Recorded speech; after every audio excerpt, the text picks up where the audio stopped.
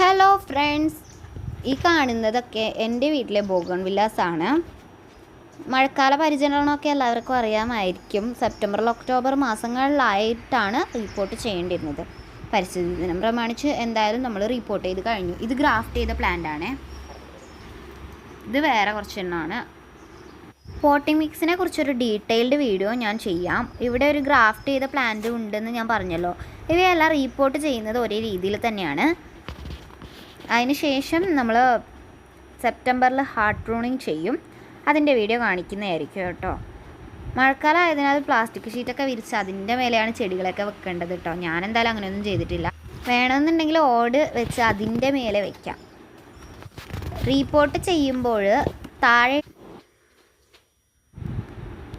System correct ആവാൻ വേണ്ടിയിട്ട് ഹോളുകൾ ഉണ്ടാക്കണം പോട്ടിൽ. അതിനുശേഷം അതിൻ്റെ മേലെ ഓട് വെക്കണം, കഷ്ണങ്ങളാക്കിയത്. ശേഷം ഉമിയും ചാണകവും മിക്സ് ചെയ്തിടുക. പഴയ പോട്ടിൽ നിന്ന് ചെടിയെടുത്ത് കുറച്ച് മണ്ണൊക്കെ നീക്കം ചെയ്ത് കഴിഞ്ഞാൽ പുതിയ പോട്ട് എടുക്കുക, അതിലേക്ക് ചെടിയെ വയ്ക്കുക. കുറച്ച് മണ്ണൊക്കെ നീക്കം ചെയ്യാം, ബട്ട് ഡാമേജ് ആവരുത്. എന്ത് ഡാമേജ് ആവരുത്? വേര്. അത് ഇമ്പോർട്ടൻ്റ് ആയിട്ട് ശ്രദ്ധിക്കണം.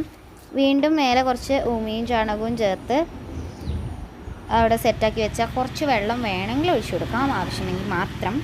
ഗ്രാഫ്റ്റിംഗ് ചെയ്യുന്നതിൻ്റെ വീഡിയോ കൂടി ഞാൻ അപ്ലോഡ് ചെയ്യാം. ഒരു നാടൻ ചെടി കിട്ടിയാൽ ഉടനെ ഗ്രാഫ്റ്റ് ചെയ്യും. അപ്പോൾ ബായ്, വേറൊരു ദിവസം പുതിയ കണ്ടൻറ്റുമായിട്ട് വരാം. ഈ ചെടികളൊക്കെ ഒന്ന് കണ്ടു നോക്കൂ കേട്ടോ. നിങ്ങൾക്ക് ഇഷ്ടപ്പെട്ടാൽ അഭിപ്രായം അറിയിക്കണം. പിന്നെ ബോഗൺവില്ലാസൊക്കെ എവിടെ നിന്ന് മേടിച്ചു, ഏതൊക്കെ വെറൈറ്റീസ് എൻ്റെ വീട്ടിലുണ്ട്, അങ്ങനെയുള്ള കുറച്ച് ഡീറ്റെയിൽസ് അറിയണമെന്നുണ്ടെങ്കിൽ കമൻറ്റ് ചെയ്യുക. നമ്മൾ വേറൊരു വീഡിയോ ചെയ്യും. ബായ്.